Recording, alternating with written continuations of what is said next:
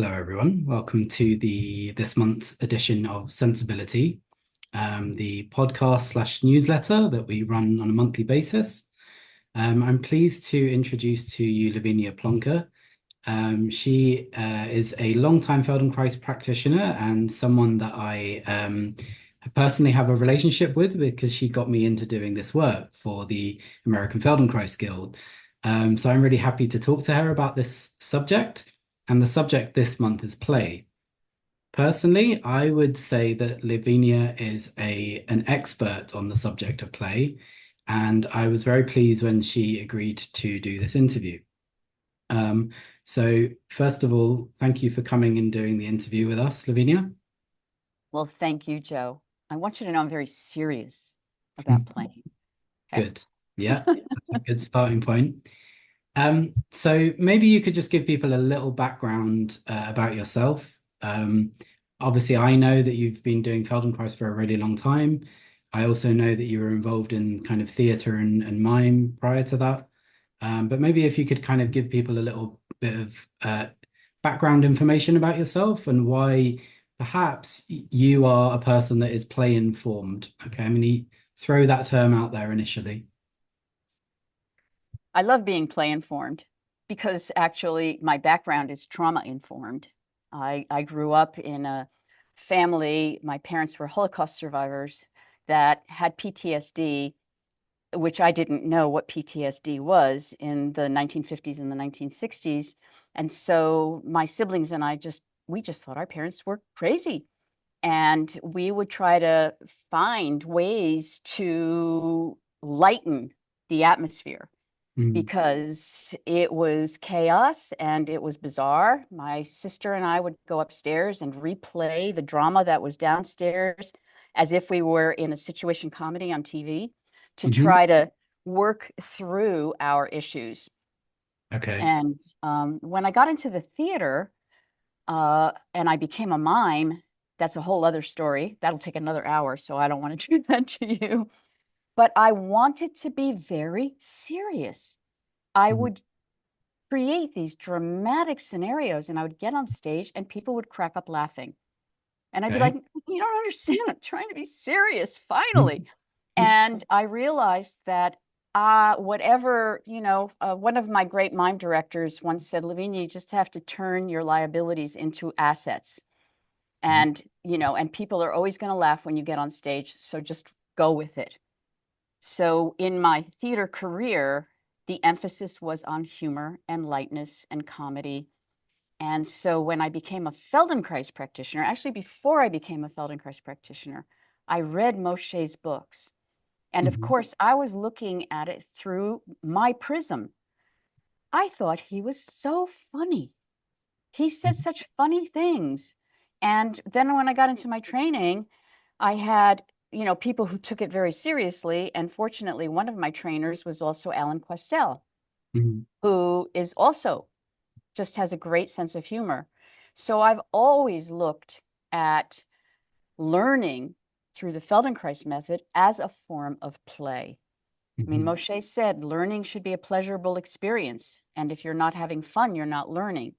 mhm, So that has always stayed with me as part of my process. I mhm, look at my life, and when I'm starting to feel like, okay, I'm no longer having a good time, how do I reintroduce this element of joy or play or, freedom into what I'm doing? mhm. Probably went on too long there, sorry. No, no, I mean that's a great starting place. I mean, two questions for you that come off the back of that. You talked about turning your liabilities into assets. I'd love to hear Mhm. more about that at some point. What you mean by that, how that relates to Feldenkrais, maybe. Also, you mentioned perhaps like a contrasting experience in life to do with trauma and seriousness and lightness and play. And I'd love to kind of maybe delve into that dichotomy a little, that those are kind of two polar ends in some way in people's experiences. And it would be really hard to answer the second question easily Mm, because how much of it has to do with who I am, my essential being. I spent my entire childhood trying to cheer my mother up, trying Mm, to do fun things so that she would laugh. So, was that just my nature? I mean, my siblings didn't do that. That was just what I did. And they didn't go into comedy, but I did. Although it's true, my sister did go into comedy writing and directing, so maybe there is an influence there. But in terms of the other thing about turning your liabilities into assets, it's interesting that I heard that like 50 years ago, because there's a famous quote from Feldenkrais that I cannot remember all of it, but maybe you do, where he said, "Make your weakness your strength." Do you remember that quote?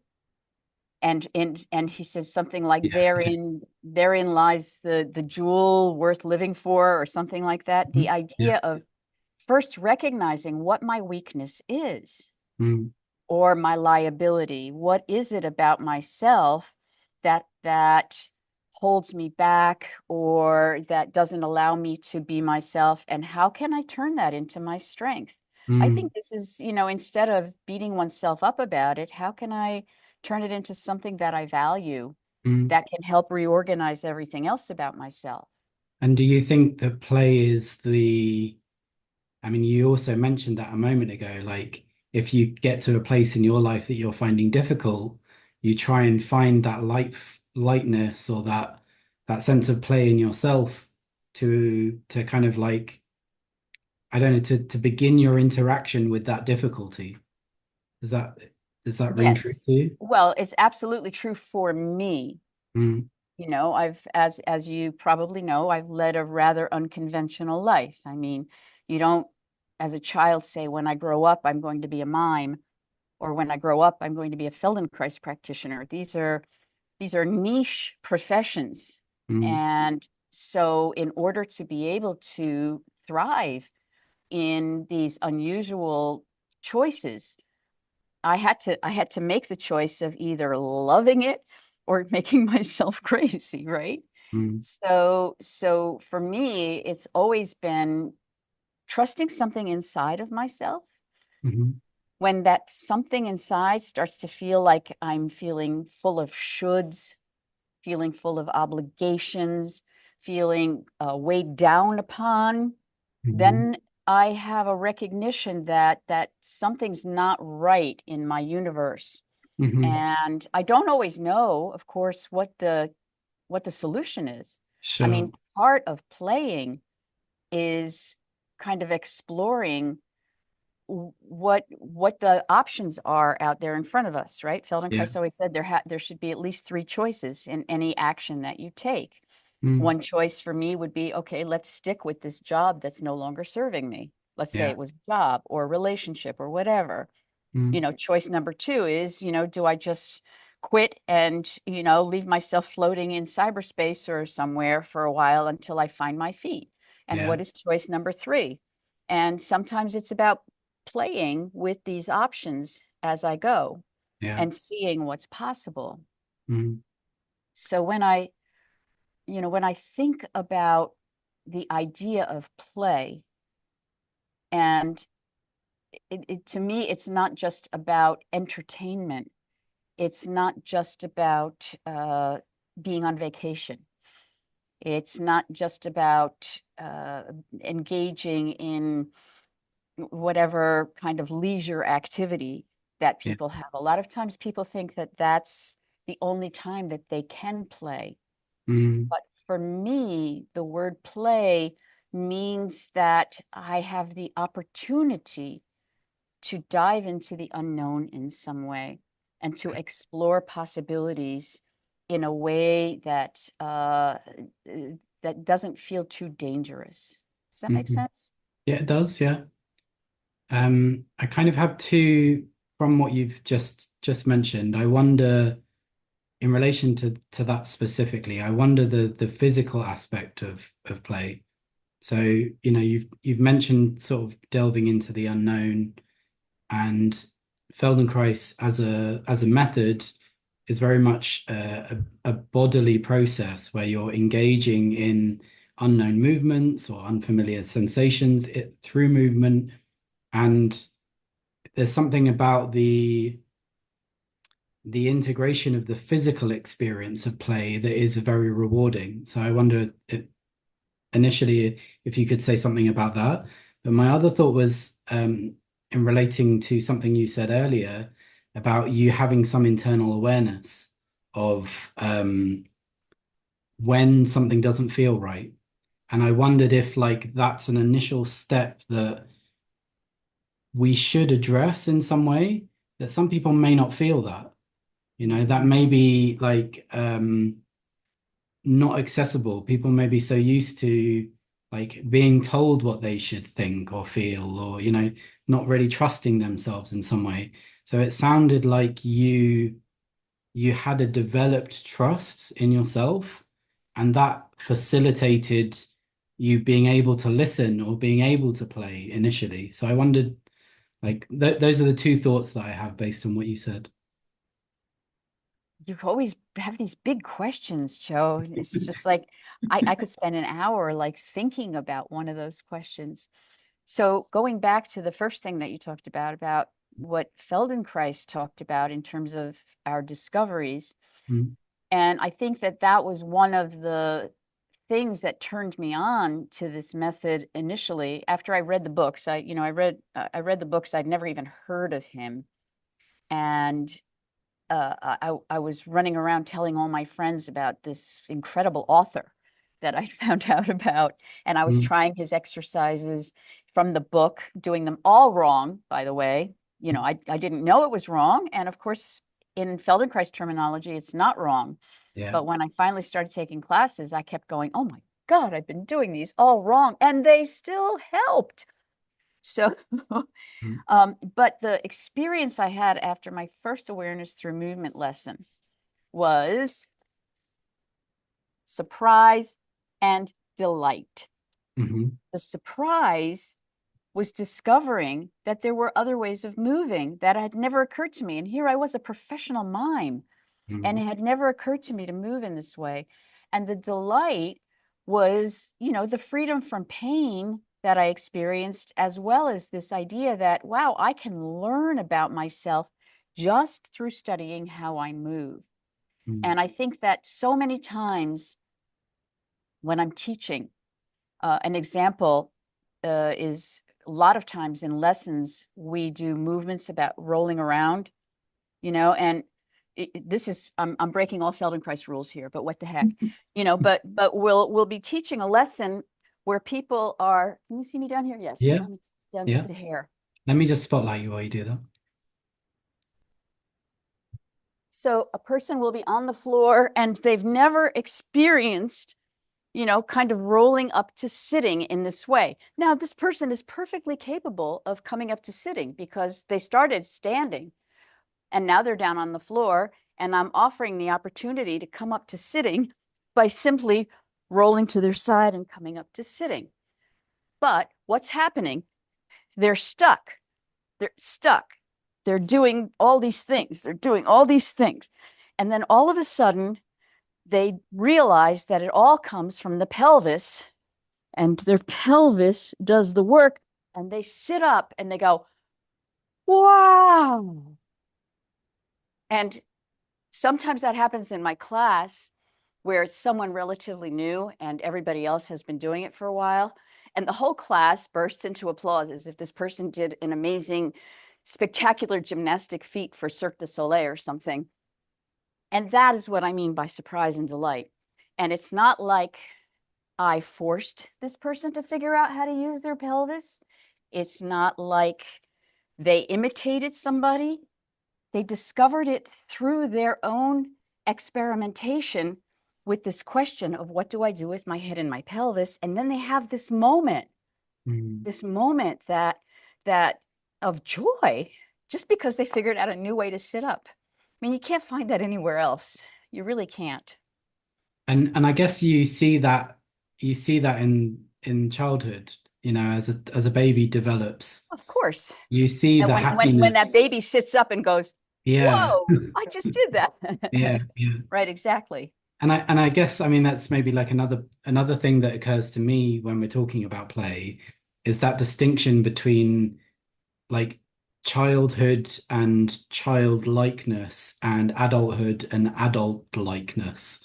Or I don't know, maybe there's a better term for that, but that there's a set idea of how children should be, and then there's some, I don't know if I'm right in this, but in my head it makes sense that there's some kind of set idea of how you should be as an adult, and that isn't necessarily playful, you know?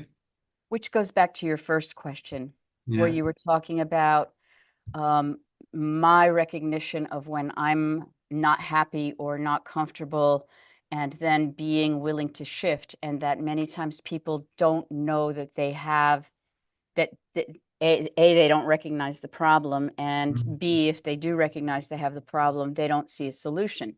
Yeah. And, many of us are in that because of our programming. And again, this is something that Feldenkrais talked a lot about the way we're raised, the society that we live in, the education that we have, the acculturation that we have, that causes us to be stuck in certain narrow definitions of our own self-image, so that even if a person did want to change, they wouldn't know how to change because this is all they know in their universe. Mm. And one of the beauties of exploring this kind of movement is that it affords you an opportunity to expand your physical self-image. And in the process of expanding your physical self-image, it changes the way you perceive your world. So when I don't have choice, when I can only be this way, and I don't even see my possibility, that was what Feldenkrais called compulsion, right? Compulsion versus the idea of spontaneity. And a lot of times people think of spontaneity as being will o' the wisp or irresponsible, but actually, spontaneity is the ability to be able to respond to a situation Mm. in an appropriate fashion, right? To be able to know how to be in different circumstances, to make choices as opposed to feeling that I have no choice.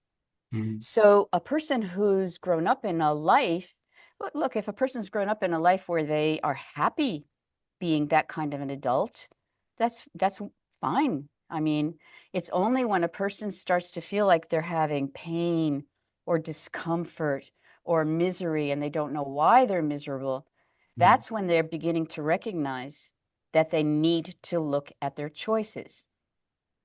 And of course, whenever we're faced with the possibility of thinking that change might have to happen or I might have to try to do something, what comes up? Fear, fear, fear of the unknown, fear of being judged, fear of failure, fear of fear of success. I mean, fear freezes us into our compulsive behavior. Mm. And it's not like I have to suddenly try to be courageous and force myself through it. But I want to recognize that when I have fear, I am unable to be the person that I am. And I'm not talking about fear like, there's genuine fear.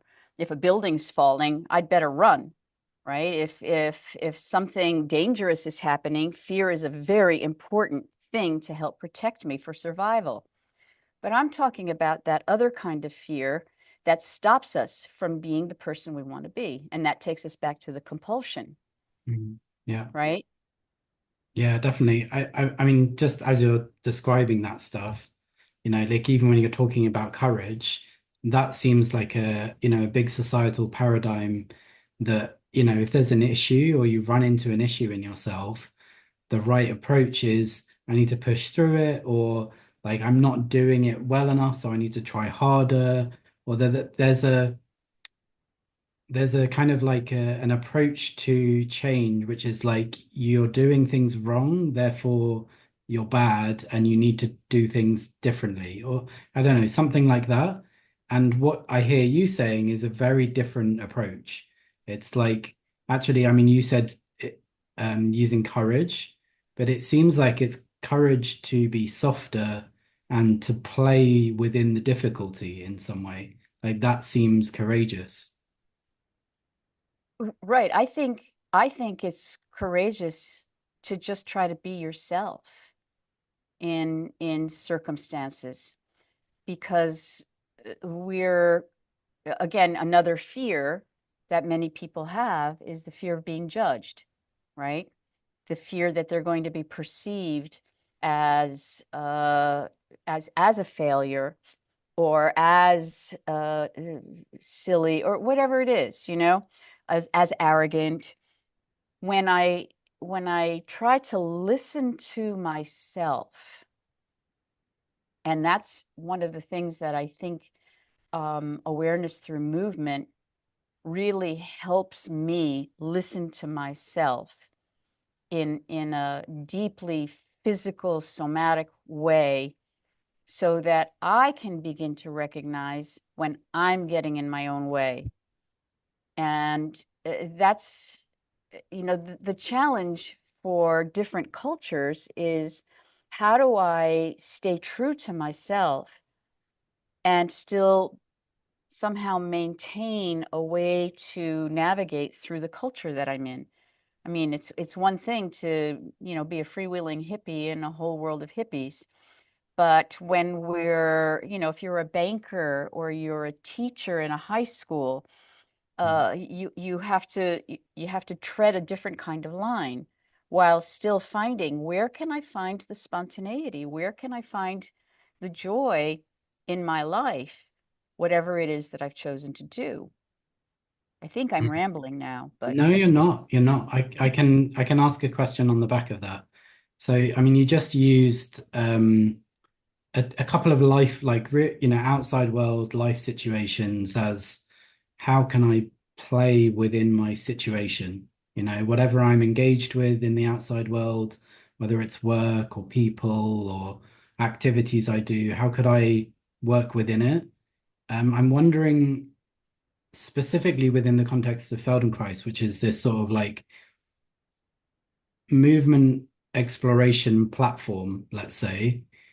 Um, how does it create the right conditions to help someone learn how to play that then allows them to take that and go out into the world and be more comfortable playing in the outside world? What is it about trying something somatically first?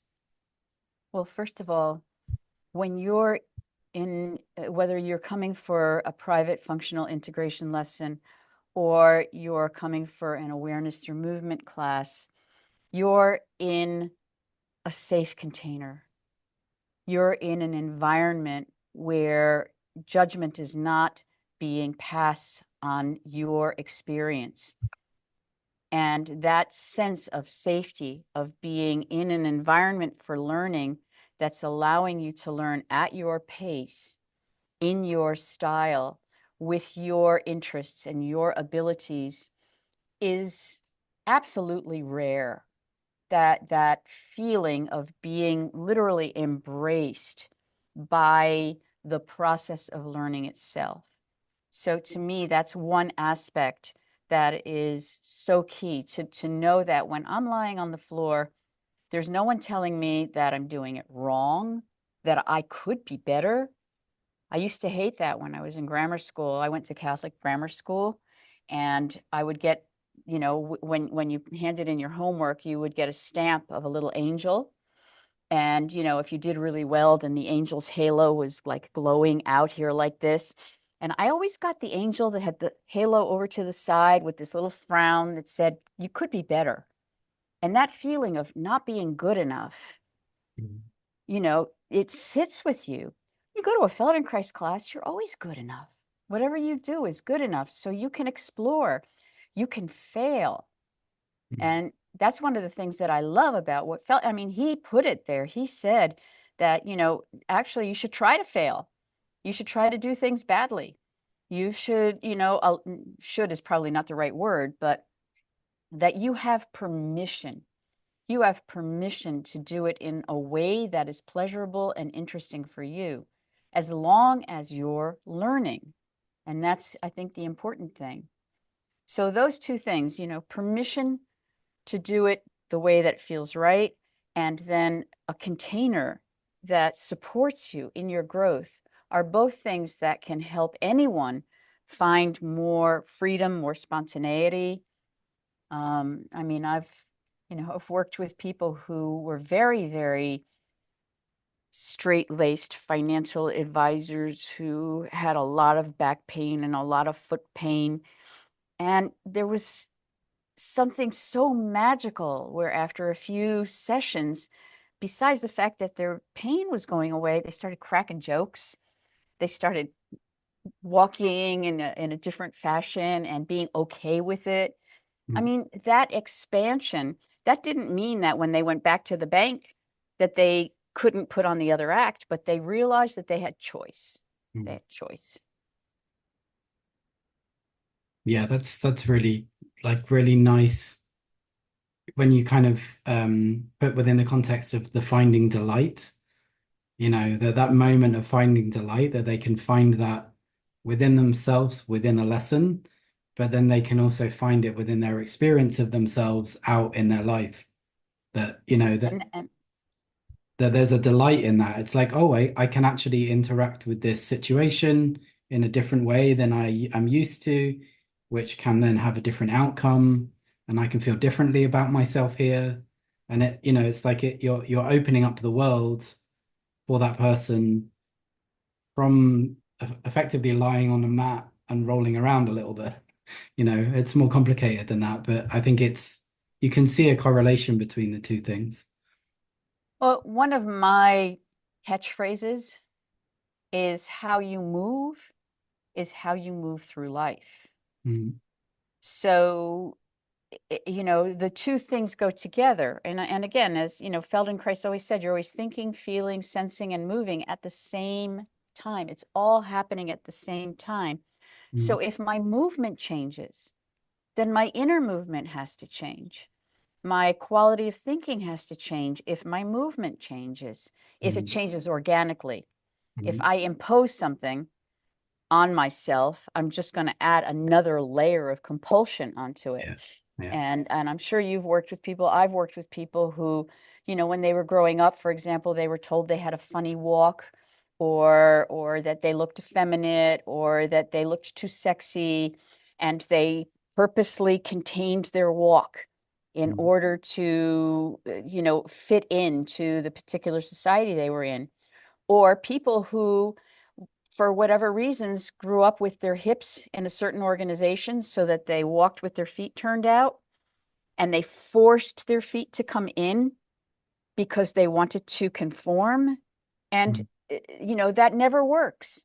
It never works. It creates different kinds of constraints in yourself, which is different than applying an intentional constraint, right? Feldenkrais used constraints as a way of learning, as a mm, way of giving us an opportunity. And when you think about it, going back to the theater, the great clowns always fought against a certain kind of constraint, mm, right? You get the story of the clown who finds a magic box, right? And it's the box that he wants to open. And the whole piece is about his strategies for trying to. So the constraint is that the box won't open. mm, And that's where we get our entertainment from. mm, And it's the same thing if I'm doing a lesson and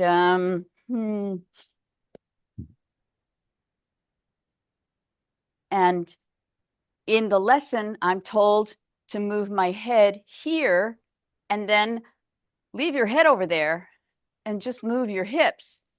And that's a crazy constraint, right? It's a hard thing to do. But then I come back to the middle and I feel a complete difference in how I'm using myself because there was this intentional constraint. It wasn't like somebody made me walk around with my head to the side for life. And it wasn't like I did it unconsciously, it was intentional. so that I could explore what's happening in my neck, what's happening in my chest. And then voila, I experience a different kind of freedom. That kind of constraint is wonderful in any situation. I I kind of, I love it when I go to like a place to give a presentation and I get there and I find out that like there's no sound system or they forgot to put seats in the room, and all of a sudden all these people are having to bring seats in. In other words, when something suddenly comes in the way to interfere with your plan, that's where spontaneity has to come back in, Mm, right? Because it's like, okay, it's not the way I planned it. Let's see what happens next. And that being willing to be present in the moment and see what's taking place and go, okay, what are my choices? That's where play comes in. mm. Yeah, that's really interesting that like you're tying it in with being in the moment rather than being prepared and having strategy and planning, which to me again goes back to this sort of like child adult distinction or divide where you see a child is very much more in the moment, they're very much more in their own process. They can just get like deeply into something. Whereas an adult, I think the things that, as an adult, the things that we get into is like deeply into the past or deeply into the future, you know, where it's like we've got a plan or we're reminiscing or, ruminating about the past, but we're not necessarily in that present moment and able to interact with it and play, I guess. Well, I mean, when you bring up being in the present moment, you know, there's so much involved. That's like one of the hardest things for me, anyway. It's one Mm, of the hardest things to do intentionally, unless I'm on my meditation cushion. And even then, it's hard. Usually, I'm planning dinner or thinking about my classes, and all of a sudden, I go, wait a minute, you're on your meditation cushion. You better take the time. mm, But what's interesting is there are moments where I feel um,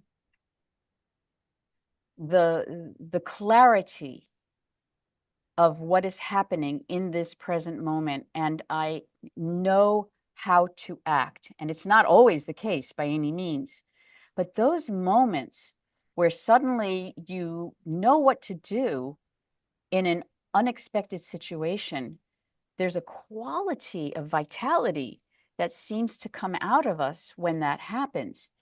And I do think that you can recognize it more and more when you've had some kind of a practice, whether it's a Feldenkrais practice or a meditation practice, where you can go, oh, right, this could be a really good moment to just kind of rally myself and come back to myself. And I've had those moments where it's like I'll do a talk, or I when I performed, it was like I was on and I was there with it when I was on. But in terms of, I just want to clarify, because one of the beautiful things about being an adult is that I can plan, and that therefore I can do what I want, right? A child can do what they want only to a certain extent mm, because they don't have these different tools that we develop as adults. So I can make a plan for a talk that I'm going to give or for the lesson that I'm going to teach. And I can even practice or give myself notes like I did here. But then I need to be in the present moment to be able to listen to you and be able to respond to you based on how I prepared myself. mm. And then after it's over, I try not to beat myself up if it didn't turn out right. Yeah, which is the fear of failure stuff again, right? Right.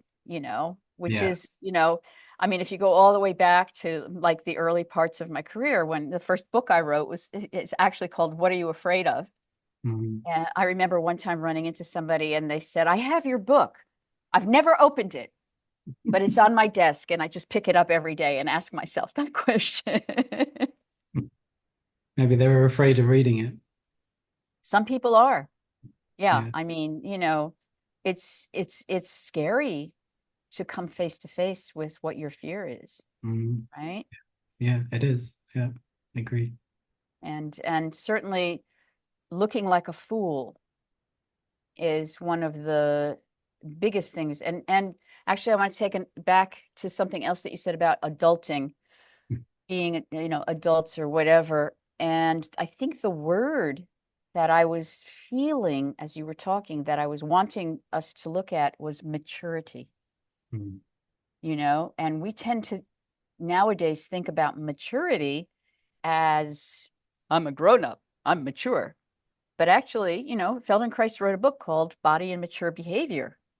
And his idea of maturity was a person who was actually able to live their avowed and unavowed dreams, a person who is actually able to enact and to be spontaneous in life situations.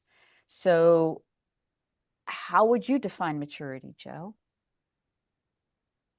I mean, I think you just did a pretty good job. I don't know if I necessarily want to add anything to that.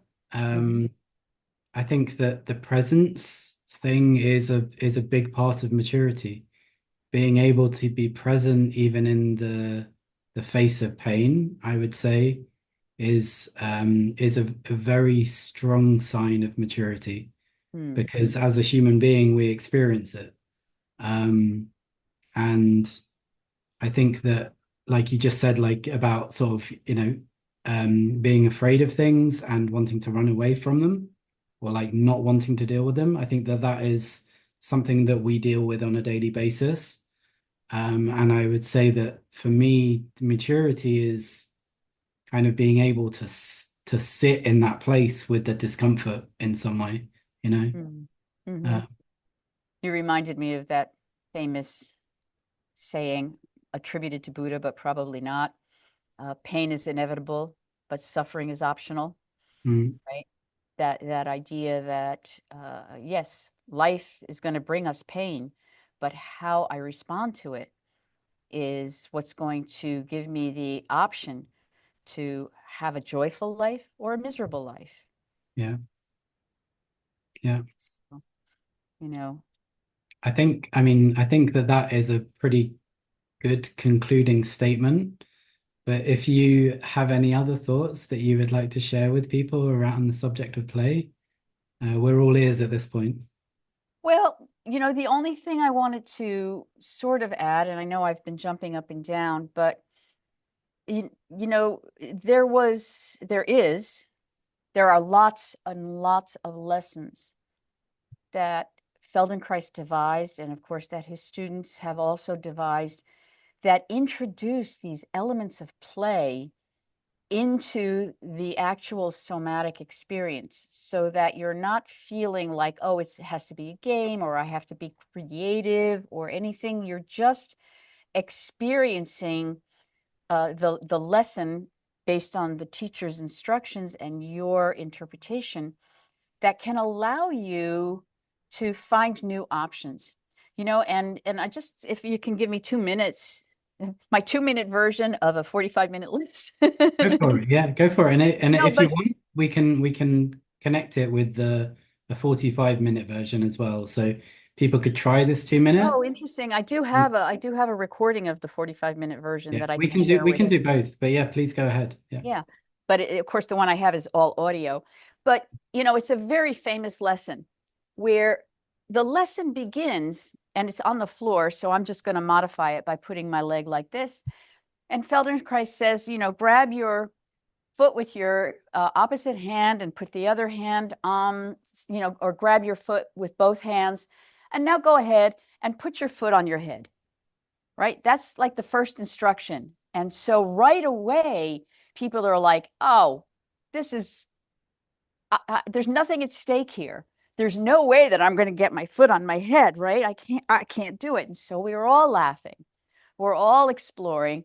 And of course, there's always one person in the corner of the room that's actually put it on top of their head and they're sitting there and they're going, what's the big deal, right? And then he proceeds to teach this lesson, first of all, that you explore, different ways of moving your leg, different ways of using that same action so that you're involving your back in different ways.